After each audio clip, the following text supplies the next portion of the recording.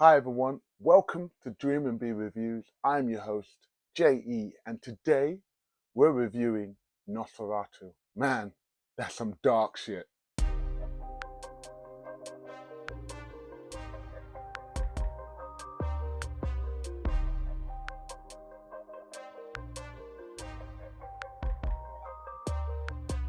So, just want to say thank you so much for checking out my review. I normally do reviews on film, TV, and anime, and if you haven't already, please hit the subscribe button. It really helps me out. But anyway, let's get cracking. So, let's jump right into this epic remake. So, this film is directed by Robert Edgar. Previously, he's done 3 films before this: The Lighthouse, he's done The Witch, and he's done another film called The Northman. And I didn't know much about this film. I didn't know it was part of a very cult classic silent movie. So let's talk about the plot of the film. Now, I like to take the synopsis that's given by the film studio just to see if it matches up with what I think the film was originally about. So let me just read it out here. Set in 18th century Germany, it's a gothic tale of obsession involving a young woman and a terrifying vampire who becomes infatuated with her, causing untold horrors in its wake. You know, that's actually quite a decent description of the scenario. So let's talk about some of the main cast in the film. So first off, let's talk about Bill Skarsgård. Now, he plays Count Oluk. Now, some of you will know him, very tall man, but his most memorable role is Pennywise from the It movies. And if you haven't seen them, they're brilliant. It's a great remake of a book by Stephen King. So I think definitely checking out. Both of them were amazing. I remember crying my eyes out, or being scared and crying my eyes out. We've also got Nicholas Hoult, who plays Thomas Hunter, and some of you will recognize him from the X-Men movies playing Beast, and he's also playing the villain in the new up-and-coming James Gunn Superman. Next, you've got Lily Rose Depp, and yes, that is who I think you think it probably is. Parents to the one and the only Mr. Captain Jack Sparrow himself. Yes, Johnny Depp. So she's playing one of the leading roles, and I'm going to get back to talking about her later. Then you've got Aaron Taylor-Johnson. Now, I really hope this helps to elevate him to a new level, because I hear the Craven movie that he's in, that is a part of the Sony Spider-Man universe, didn't get a lot of good reviews.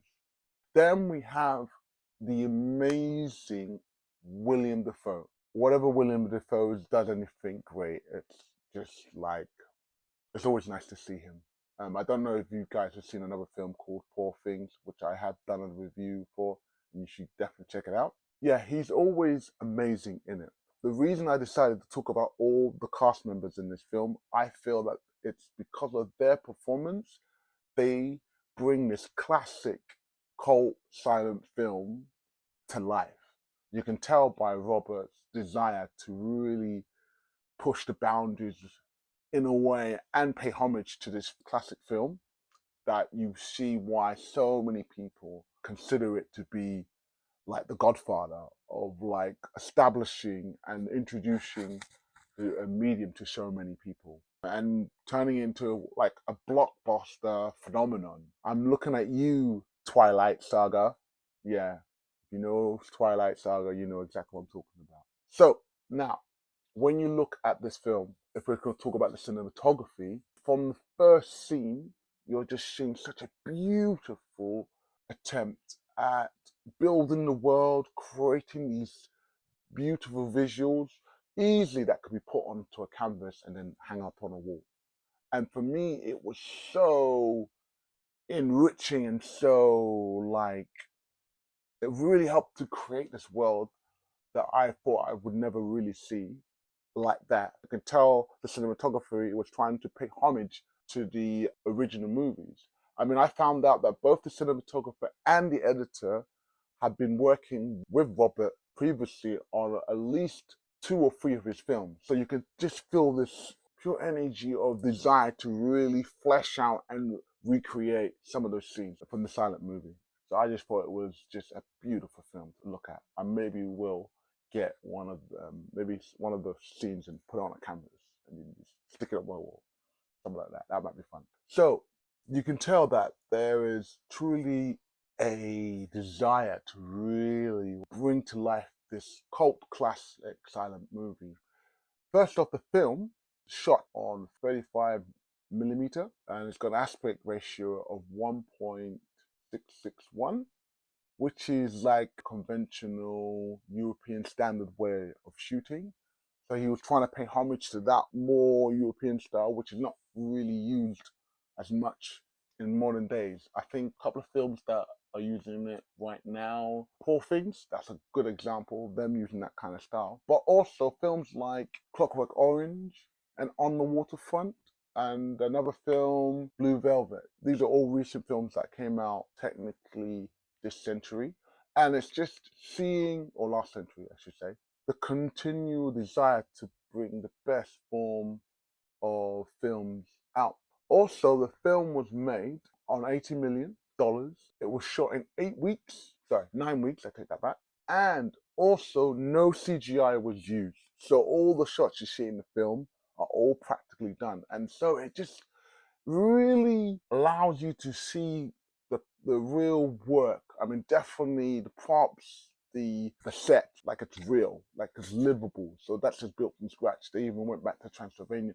So you could tell that there's a lot of love put into it. And this has been Robert's passion project for a long time. I hear that, I think you say in one of the interviews, that he was trying to make this film after he made The Lighthouse, which is nuts.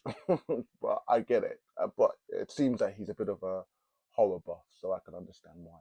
So let's talk a little bit about some of the performances in the film. First off, oh my God, Lily Rose Depp. Wow. I'm a bit speechless because I'm just truly just trying to articulate what I saw.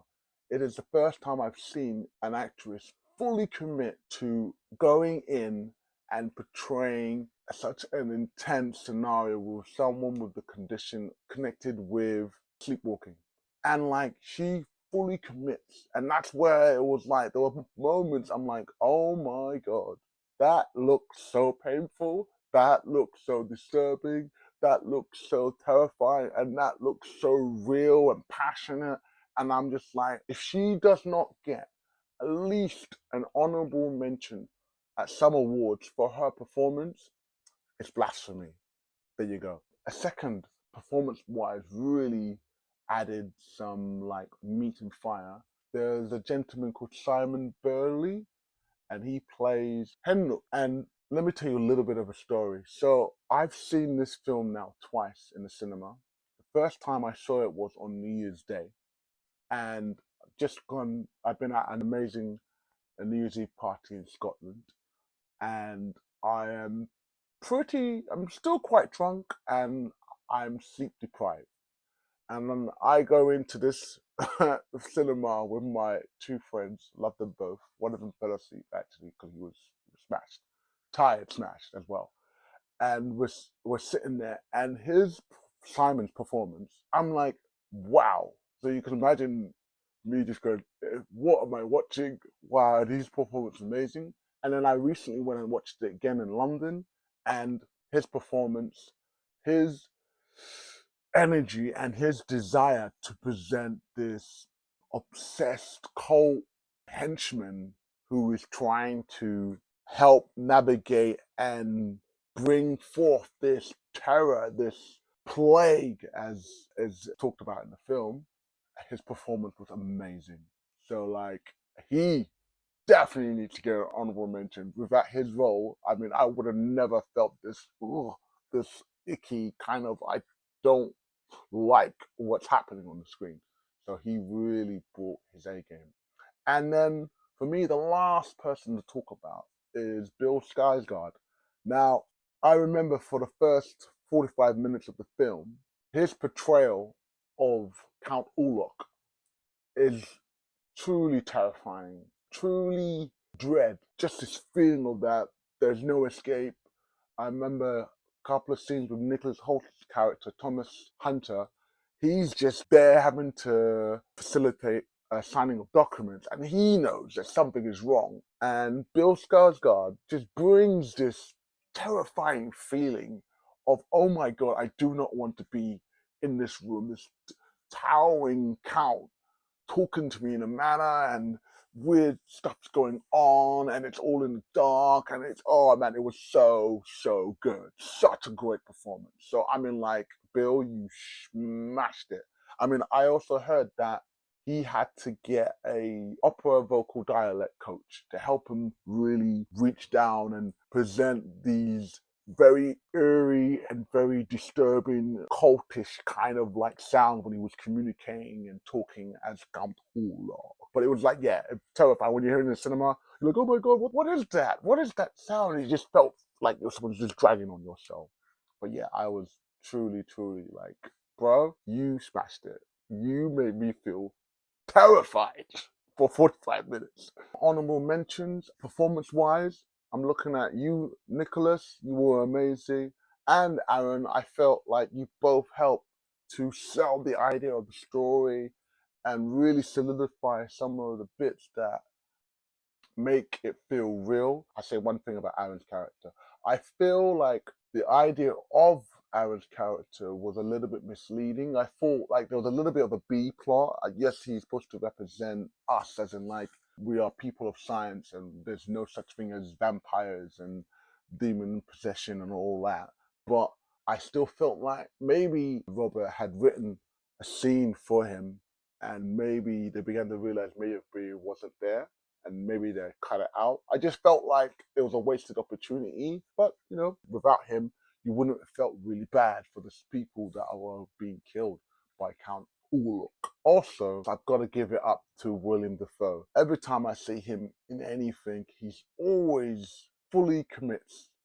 Fun, serious, not so serious. You can tell that William is still the guy, and he always brings his A game. And I was loving just seeing the way he portrayed it. I think for me, I am definitely going to check out the original Nosferatu silent film just to see what parts they managed to uplift. Obviously, it's a silent film. I saw some screenshots online.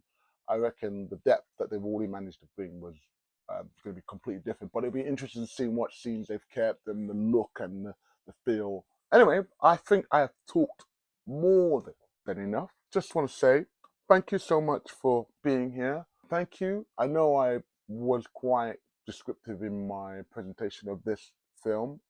I just felt that I should spend a bit more time just talking about some of the bits I really felt were quite passionate. But anyway, I wanted to say thank you so much for checking it out. And I should be asking you, have you seen Nosferatu? If you have, did you like it? Did you not like it?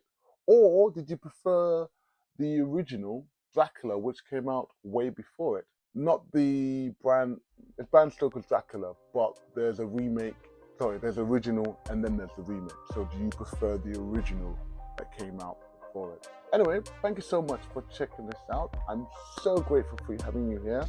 Please, if you haven't already, like and subscribe and share. And remember, if you can dream, you can be.